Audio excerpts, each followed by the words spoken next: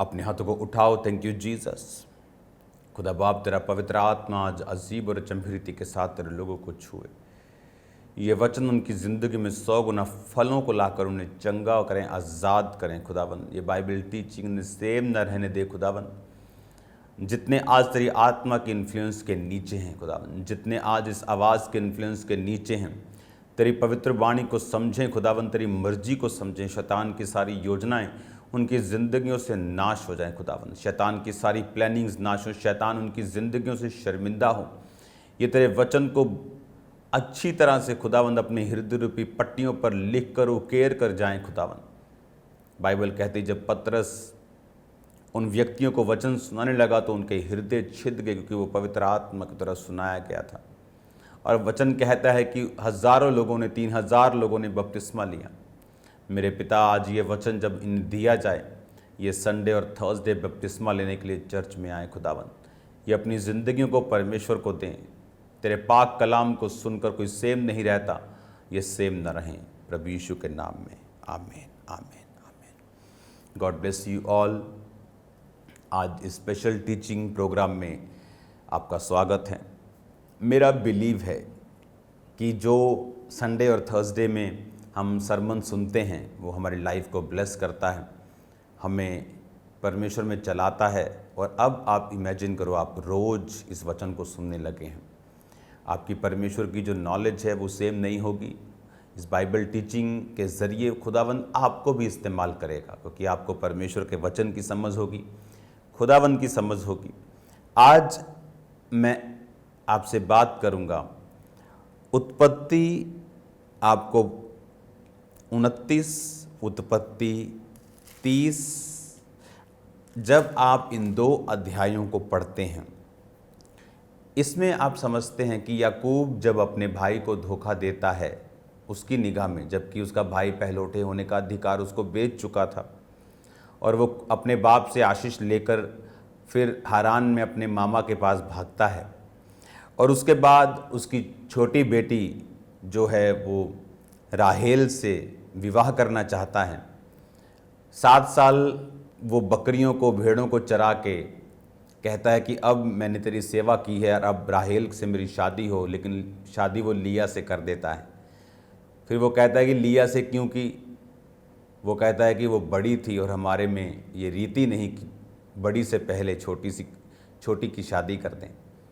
फिर वो छोटी के लिए 7 साल और सेवा करने के लिए उसे हाँ करता है और वो छोटी के साथ उसकी शादी कर दी जाती है। फिर बाइबल कहती है कि लिया, उत्पत्ति 29 उसकी 31 आयत, जब यहोवा ने देखा लिया अप्रिय हुई, तब उसने उसकी कोख खोली पर राहेल बांझ रही, जिसकी आंखें धुंधली थी। लिया जिससे याकूब कम प्यार करता था और राहेल से वो ज़्यादा प्यार करता था, वो उससे शादी करना चाहता था, लिखा वो अप्रिय ठहरी। उसके साथ समय ना बिताना और भी वो इमोशनल डिस्टर्बेंस में रही होगी। लेकिन खुदावन जो बैलेंस करने वाला परमेश्वर है, उसने ये देखा कि राहेल प्रिय है पर उसने उसकी कोख को बंद कर दिया। लिया अप्रिय है तो उसने उसकी लाइफ को बैलेंस करने के लिए उसकी कोख को खोला और उसके बेटा हुआ और उसका नाम रूबेन रखा गया। 33 में लिखा, फिर वो गर्भवती हुई और एक और पुत्र उत्पन्न हुआ। तब उसने ये कहा, ये सुनकर कि मैं अप्रिय हूँ, यहोवा ने मुझे ये भी पुत्र दिया, इसलिए उसका नाम शिमोन रखा। वह फिर गर्भवती हुई, उसके एक और पुत्र हुआ। उसने कहा, अब की बार मेरा पति मुझसे मिल जाएगा, क्योंकि उससे मुझे 3 पुत्र पैदा हुए हैं, इसलिए उसका नाम उसने लेवी रखा। फिर वह गर्भवती हुई, उसके एक और पुत्र हुआ, और उसने कहा, अब की बार तो मैं यहोवा का धन्यवाद करूंगी, इसलिए उसका नाम यहूदा रखा। तब उसकी कोख बंद हो गई। 4 पुत्र उसके उत्पन्न हुए। उसके बाद 30 बाब की पहली आयत में लिखा, जब राहेल ने देखा याकूब के लिए मुझसे कोई संतान उत्पन्न नहीं होती, तब वह अपनी बहन से डाह करने लगी और याकूब से कहा, मुझे भी संतान दे, नहीं तो मैं मर जाऊंगी। तब याकूब ने राहेल से क्रोधित होकर कहा, क्या मैं परमेश्वर हूँ? तेरी कोख तो उसी ने बंद करके रखी है।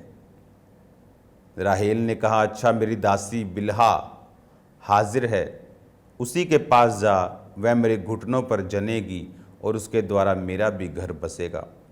तब उसने अपनी दासी बिल्हा को दिया और वह उसकी पत्नी हो, और याकूब उसके पास गया और बिल्हा गर्भवती हुई और याकूब से उसके एक पुत्र उत्पन्न हुआ। तब राहेल ने कहा, परमेश्वर ने मेरा न्याय चुकाया और मुझे मेरी सुनकर एक पुत्र दिया और उसका नाम दान रखा। राहेल की दासी बिल्हा फिर गर्भवती हुई और याकूब से उसे एक और पुत्र उत्पन्न हुआ। राहेल ने कहा, मैंने अपनी बहन के साथ बड़े दल से लिपटकर मल्ल युद्ध किया और जीत गई, अतः उसने उसका नाम नप्ताली रखा। अगर आप ध्यान से बाइबल को पढ़ेंगे तो आपको एक पाप और एक गुनाह नजर आएगा जो परमेश्वर ने जिससे नफरत की है। एक बार एक पास्टर को एक व्यक्ति मिला, कहता, क्या करने आया? कहता, मैं बाइबल वापस करने आया। कहता, क्या हुआ? कहता, इसमें तो ये लिखा है, वो लिखा है, इसमें तो जो नूह था उसकी अपनी बेटी उसके साथ सो रही है और बच्चे पैदा कर रही है, ये मैं नहीं पढ़ना चाहता। तो उस पास्टर ने कहा, क्या जवाब देना चाहिए? मैंने कहा, बाइबल एक बुक ऑफ फैक्ट्स भी है कि जो रियल फैक्ट्स हैं उन्हें उन्हीं तरह लिखा गया है जिस तरह वो हुए थे। और उसको ये भी बताना मैंने कहा कि जब लूत से उसकी बेटियों ने बच्चों को पैदा किया, परमेश्वर ने उन बच्चों और उसकी पूरे वंश से जनरेशंस तक नफरत की है और अपने हुजूरी में उनको आने नहीं दिया। इससे ये मालूम होता है कि लूत अब्राहम के अगर साथ रहता तो उसकी जो लड़कियां थी वो इतनी मोरली करप्ट ना होती, इतनी गिरी हुई ना होती। तो वचन में सब नुकसान भी खुल के लिखे गए हैं ताकि लोग उन्हें समझें कि जब एक व्यक्ति परमेश्वर से, जीवित चर्च से दूर रहता है, वो उसके बच्चे मोरली गिरते जाते हैं, संसार की दृष्टि को अपनाते जाते हैं, संसारिक रीति के साथ जो संसार में चलता है उसी को एक्सेप्ट करते जाते हैं। हालेलुया। अगर आप इस समय टीवी की दुनिया में देखें या कहीं और देखें, मतलब जो चीज़ें कभी कभी दिखती थीं कि आदमी आदमी से प्यार कर रहा है, वो अब आपको शरेआम दिखती हैं, आपको अब नॉर्मली दिखती हैं। तो परमेश्वर ने वचन में जो लिखा है उसका एक मतलब है, ताकि हमें सब समझ हो कि ये चीज़ें गुनाह थी, इसका उन्हें नुकसान हुआ। परमेश्वर ने जो बच्चे लूत की बेटियों से जन्मे, मोआबी, अम्मोन वंशी, उन्हें कभी अपनी प्रेजेंस में नहीं आने दिया कि कोई मोआबी और अम्मोनी मेरी हुजूरी में ना आने पाए। खुदा ने पाप से नफरत की थी, है और वो करता रहेगा, क्योंकि वचन कहता है उसके जैसा पवित्र पूरी दुनिया में कहीं नहीं है। ऐसा कोई परमेश्वर नहीं। प्रभु यीशु मसीह जब इंसानी रूप में इस धरती पर थे, उन्होंने कोई गर्लफ्रेंड नहीं बनाई, कोई शादी नहीं की, कोई मैरिज नहीं की, कोई बच्चे नहीं थे। बाइबल कहती है वो जवानी की पीक पर 33.5 साल की उम्र में क्रूस पर अपनी जवानी के उस लहू को बहा के आपके लिए और मेरे लिए, ताकि हम उस पवित्र परमेश्वर के नजदीक जा सकें। हालेलुया। यहोवा परमेश्वर के दूत जो कहते हैं पवित्र पवित्र पवित्र सेनाओं का यहोवा, वो प्रेमी प्रेमी क्यों नहीं कहते? क्योंकि पवित्रता ही परमेश्वर का एक गुण है, वो खुद परमेश्वर है, पवित्रता ही। और इस वचन से हमें क्या समझ आती है? आप जानते हैं इस दुनिया में सबसे पहला गुनाह कौन सा था? आप बोलेंगे अनाज्ञाकारिता, आदम और हवा ने वो फल खाया, ये नहीं था। इस दुनिया में सबसे बड़ा गुनाह और पहला गुनाह रेबिलियन था, रेबिलियस होना, उपद्रवी होना, विरोधी हो जाना, जो कि शैतान ने, लूसीफर ने प्रभु यहोवा के खिलाफ किया था। वो विद्रोही हो गया था और वचन कहता है, उसने कहा कि मैं प्रभु से भी ऊंचा सिंहासन बनाऊंगा, मैं आराधना ना करूंगा तो कौन करेगा। ये इस सृष्टि का सबसे पहला और सबसे भारी गुनाह था। आज अगर आप वचन में देखेंगे तो कौन सा ऐसा पाप है जो सबसे बड़ा है? आप बोलेंगे व्यभिचार, चोरी, हत्या, लेकिन जो उपद्रव है, जो विद्रोही होना है, ये भी सबसे बड़े पापों में से एक पाप है। आप अगर ध्यान से बाइबल को पढ़ेंगे तो आप देखेंगे कि जब राहेल के बच्चा नहीं हुआ, उसने अपनी दासी को उसे दिया। पुराने नियम में एक से ज़्यादा शादियां जो थी वो अलाउड थी। अभी तक कोई वचन नहीं था, अभी तक कोई हुक्म नहीं था परमेश्वर का। लेकिन अब नए नियम में परमेश्वर कहता है कि परमेश्वर ने नर और नारी को बनाया, वो तलाक ना लें, वो एक मन रहें, एक पत्नी हो। अब नए नियम में अलग है, लेकिन पुराने नियम में ऐसा नहीं था। अगर आप देखें तो जब अब्राहम को सारा ने अपनी दासी दी थी, तो सारा ने उस दासी और उसके पुत्र को निकाल दिया था।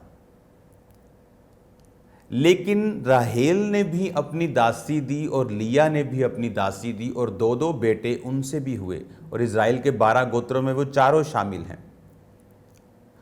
लिया के 6 बेटे, राहेल के 2 बेटे, 6 2 8। राहेल की जो दासी थी उसके भी 2 हैं, और जिसका नाम है बिल्हा। और जो लिया की दासी थी जिल्पा, उसके भी 2 थे। आपने ये नोटिस किया होगा कि इश्माइल जो है, जो कि सारा की दासी हाजिरा का बेटा था, जो अब्राहम से हुआ था, वो वंशों में शामिल नहीं हुआ, वो ब्लड लाइन में शामिल नहीं हुआ, वो उनके साथ नहीं रह पाया। लेकिन ये सब साथ रह पाए क्योंकि रीज़न ये था, वचन ये कहता है, आप सुन चुके होंगे पुरानी टीचिंग्स में, कि जब सारा ने अपनी दासी को अब्राहम को दिया और वो गर्भवती हुई, तो बाइबल कहती है वो सारा को अपनी दृष्टि में तुच्छ समझने लगी, वो उसे तुच्छ जानने लगी, वो उसे छोटा समझने लगी, जिसे हम कह सकते हैं अपनी हैसियत से बाहर आ जाना।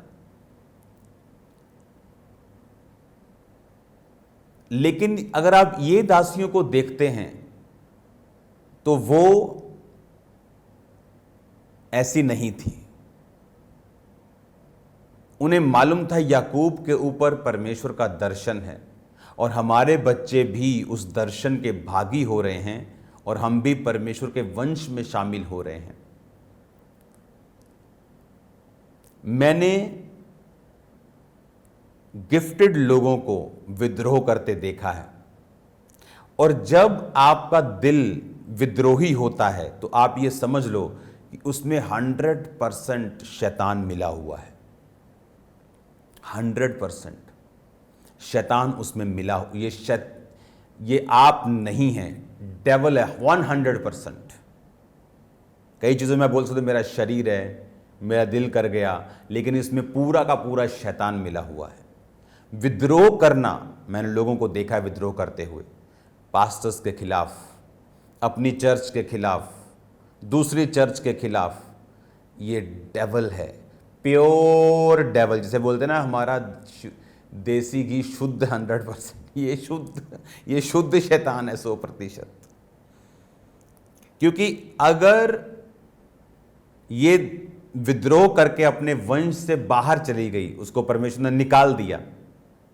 लेकिन यही दासियां बिना विद्रोह के और थैंकफुल हुई। कई बार आप लोगों को एक अच्छी पोजीशन देते हैं, उन्हें लगता है ले हसीता है, हम तो काम ही इतना बढ़िया करते हैं, हमारे तो सुर ही इतने सुरीले हैं कि हमें तो ये पोजीशन मिली है। लेकिन उन्हें ये नहीं मालूम कि हर एक चीज़ अनुग्रह के द्वारा मिली है, और अगर तुम उस अनुग्रह के लिए थैंकफुल हृदय के साथ नहीं रहोगे तो बाइबल कहती तुम हटा दिए जाओगे। उसी तरह परमेश्वर ने हाजिरा और इश्माइल को हटा दिया। सारा ने कहा दासी को उसके पुत्र सहित निकाल दे। अब्राहम को बुरा लगा, जब गया कमरे में प्रार्थना करो में, परमेश्वर कहता वाइफ की सुन, निकाल दे। कहता है परमेश्वर निकाल दूं? हैरान हुआ बहुत, क्योंकि सारा ने उसको हंसी करता हुआ, ठट्ठा करता हुआ, मौक करता हुआ, एक शैतानी हंसी करता हुआ अपने बच्चे के साथ देख लिया, और उसे वो थ्रेट लगा और उसे वो निकालना पड़ा। अगर हाजिरा थैंकफुल होती तो इस्माइल को वो कभी नहीं निकालता। उसकी लाइफ की योजना अलग होती, सेम इजहाक वाली नहीं होती, लेकिन अलग होती, बेटर होती, उससे कहीं अधिक होती, और वो धर्म की लाइन में जुड़ा रहता। जब वो वहां से गया तो बाइबल कहती मिस्रियों के चक्कर में पड़ा, मिस्री लड़की उसके लिए मंगवाई गई। फिर आपको मालूम है, जब घर में एक औरत अन्य जातियों से आएगी जो परमेश्वर को नहीं जानती, तो आपको मालूम है फिर क्या होगा। वो इतना धर्मी नहीं था कि बोलता कि भाई साहब परमेश्वर को मानना पड़ेगा। इस्माइल में ऐसा कोई गुण उसकी माँ में भी आपको नजर नहीं आएगा, नहीं तो वो मंगवाती ना वहां से, मिस्र से। विद्रोही होना सबसे बड़ा गुनाह है। जब भी आप किसी व्यक्ति को विद्रोही करता हुआ देखेंगे, परमेश्वर के कामों का विद्रोह, आत्मा के कामों का विद्रोह, चर्च का विद्रोह, अपने पास्टर का विद्रोह, सबसे बड़ा विद्रोह अपने स्पिरिचुअल फादर का विद्रोह करना, सबसे बड़ा विद्रोह खुदावंद की आत्मा के कामों का विद्रोह करना। और ये गुनाह ऐसे हैं जो आपको सदा के लिए उस लाइन से, उस ग्रेस से जो आपकी लाइफ पर थी, खत्म कर देते हैं।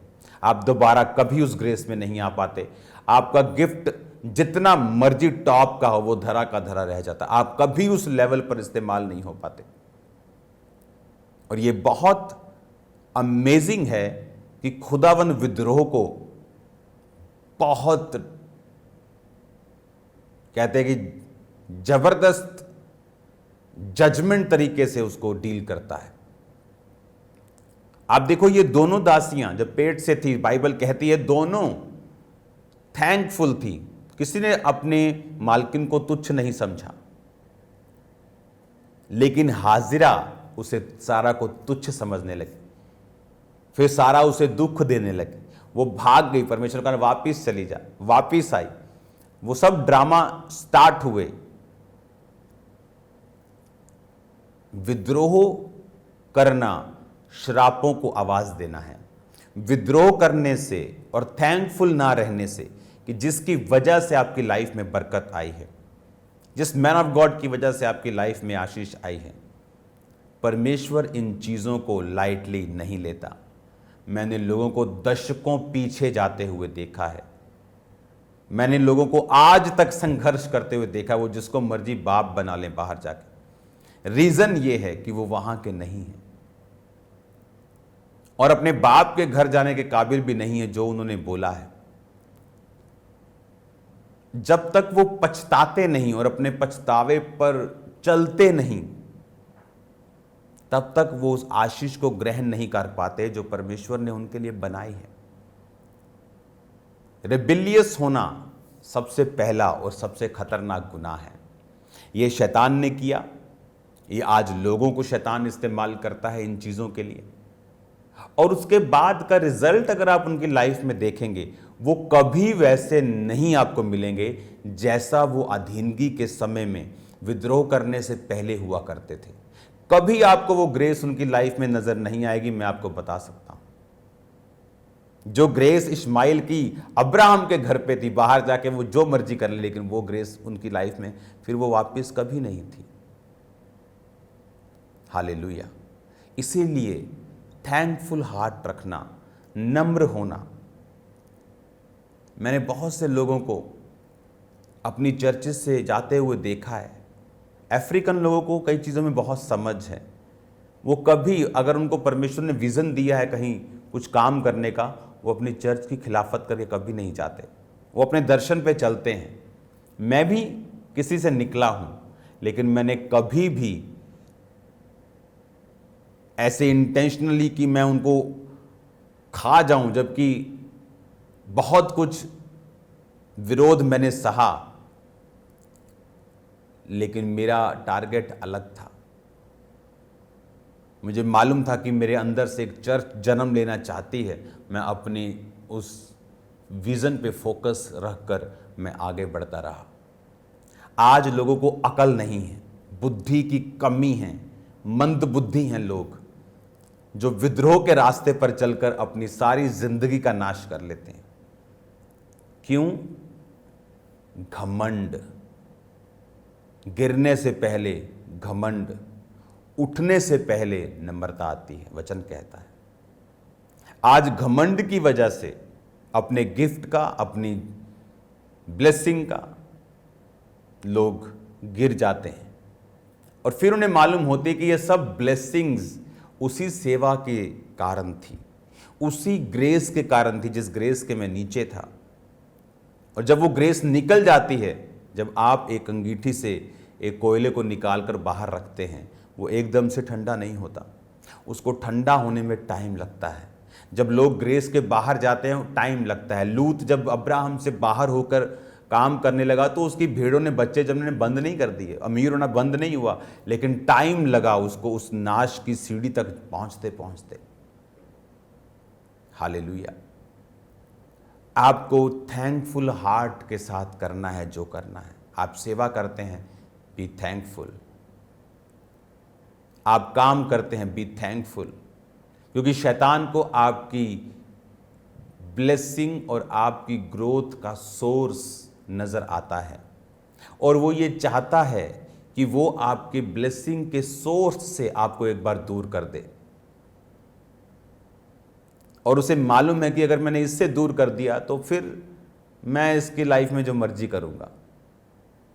और यही डेवल की प्लानिंग है कि वो चाहता है उस सोर्स से लोगों को दूर करना, उस सोते से दूर करना।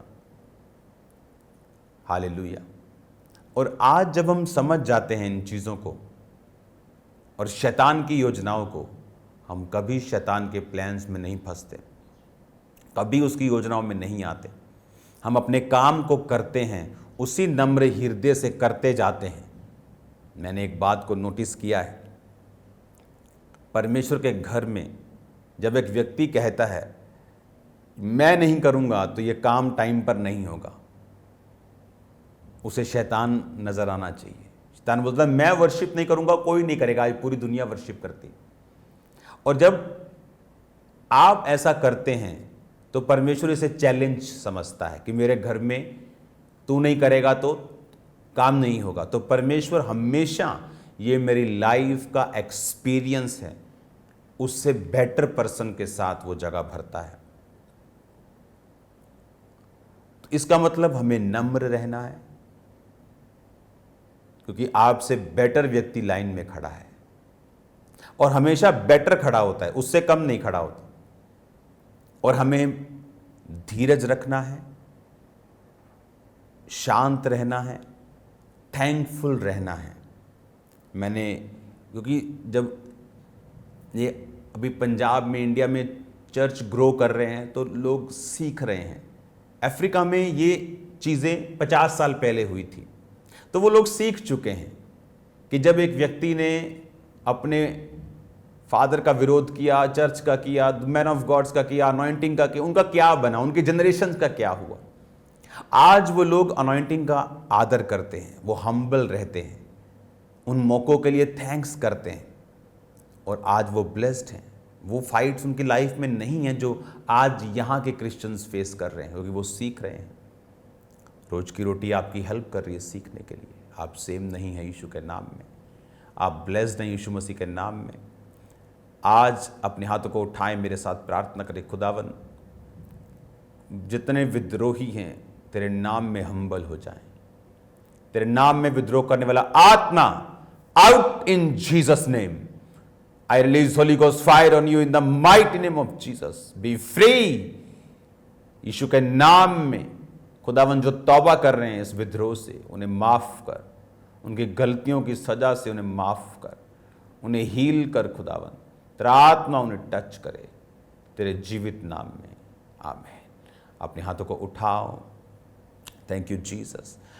आज शाम को प्रार्थना पहाड़ की प्रार्थनाओं में जितने लोग शामिल हों, यीशु के नाम में आग उन्हें छुए, आग उन्हें डिलीवर करे। यीशु मसीह की आग उन्हें आजाद कर दे। खुदावंद की सामर्थ से वो भरे, पवित्र आत्मा से भरे, ताकत से भरे, अभिषेक से भरे। वो सेम ना रहें। यीशु मसीह के नाम में चंगे हों, आजाद हों, दुष्ट आत्मा से फ्री हों। सब तरह के जादू और टोने की गंदी आत्माओं से आजाद हो जाएं। आज शाम की मीटिंग जितने अटेंड करें, तेरे नाम में लोग डिलीवर हों और आजाद हों। प्रभु यीशु मसीह के सामर्थी नाम में हम मांगते हैं। आमीन, आमीन। God bless you all. Sunday meeting के लिए आप इनवाइटेड हैं। संडे खुदावंद का आत्मा आपको टच करेगा और हील करेगा। टाइम पर चर्च आना, आगे बैठना है तो जल्दी आना, ताकि आप खुदावंद के वचनों को सीख सकें, समझ सकें, प्रेयर्स को अटेंड कर सकें। आप सेम नहीं हैं यीशु मसीह के नाम में। संडे चर्च बीमारों को लेके आना, खुदावंद का आत्मा उन्हें हील करेगा और डिलीवर करेगा। God bless you all. आप सब ने बरकत पाई है, मेरा विश्वास है। आप वचनों को समझ रहे हैं, मेरा विश्वास है। जल्दी मिलेंगे खुदावंद की प्रेजेंस में शाम को, फिर संडे मीटिंग, उसके बाद रोज़ की रोटी जो रोज़ होती है। God bless you all.